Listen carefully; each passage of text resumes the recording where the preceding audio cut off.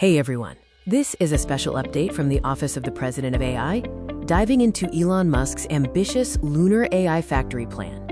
This is the AI Exodus.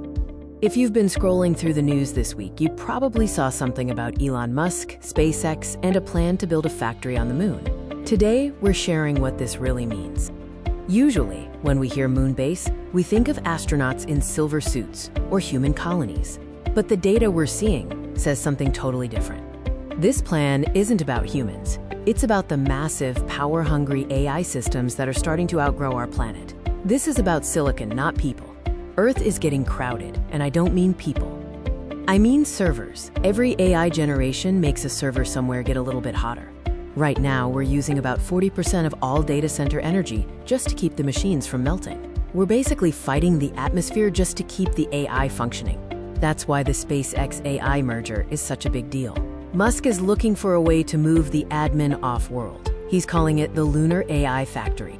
The physics of the moon actually makes sense for AI infrastructure. Let's look at the huge cooling advantage.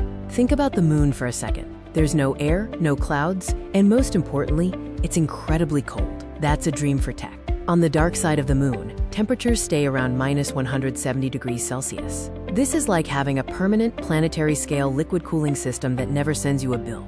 Before we get into the really wild stuff, let's talk about the giant catapults he's planning to build, which will enable incredibly cheap logistics.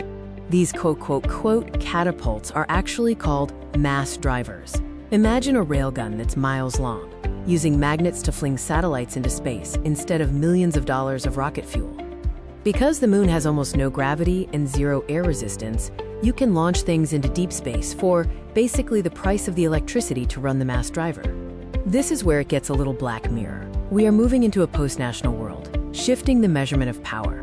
If your bank, your apps, and your entire digital life are being managed by a computer sitting in a crater on the moon, does your local government even matter? These off-world server farms are becoming sovereign. Power is no longer measured in borders, but in compute. This marks a fundamental shift in global influence and control.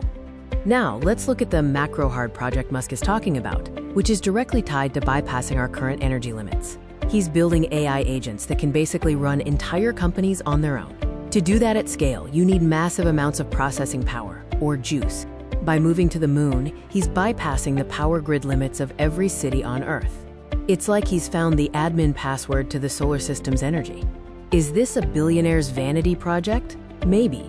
But the science says it's an evolution. We're watching the first exodus of intelligence. For millions of years, being smart required a warm, wet brain. In 2026, we're seeing the rise of a new kind of intelligence, one that's cold, silicon-based, and thrives in a vacuum. The 20th century was about humans reaching the moon.